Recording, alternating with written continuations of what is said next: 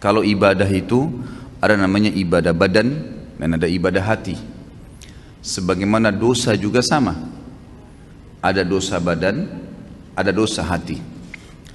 Kalau ibadah badan, sholat, zakat, haji, jihad.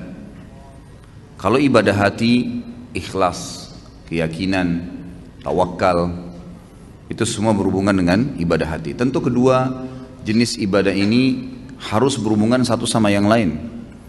Karena ibadah badan, sholat, zakat, jihad, haji nggak diterima kalau tanpa keikhlasan, tanpa keyakinan. Ibadah hati juga tidak cukup kalau tidak diikuti dengan ibadah badan. Orang yakin dengan Allah Subhanahu wa ta'ala, orang yakin ada itu surga, tapi dia nggak pernah sholat, dia nggak pernah bayar zakat, dia nggak bakti dengan orang tuanya, dia tidak berjihad, tidak haji, maka berarti tidak ada gunanya. Makanya satu sama yang lain berhubungan. Tentu ini kalau kita bicara tentang ruang lingkup ibadah, ruang lingkup ibadah. Kita masuk kepada ruang lingkup dosa.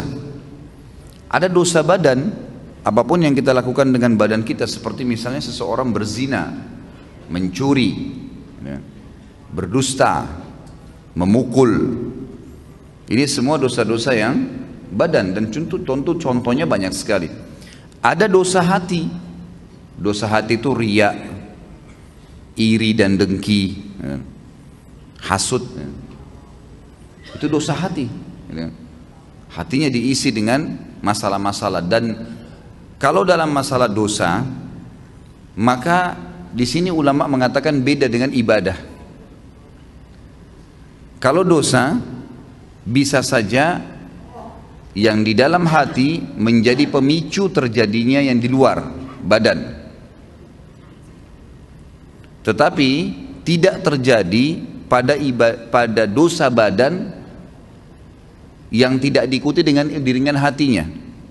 Sekali lagi, jadi kalau dosa itu dari dalam hati seperti iri, dengki dan seterusnya, riya, ya, lawan ikhlas tadi, kemudian gerutuh, ya, selalu merasa tidak cukup, tidak bersyukur, semua itu bisa menjadi penyebab datangnya dosa badan, sehingga orang itu akhirnya mencuri, memukul, menzalimi, dan seterusnya.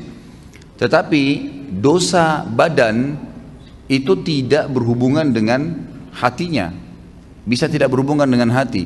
Sebab kalau hati tidak dirusak dengan dosa yang merupakan penyakit hati ini, badan seseorang tidak akan melakukan dosa.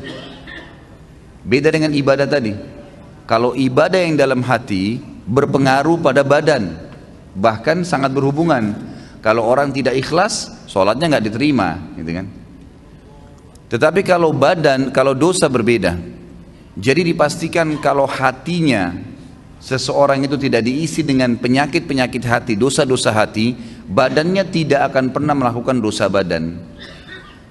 Kalaupun dia melakukan, maka dia akan melakukannya karena kejahilan atau justru karena paksaan saja.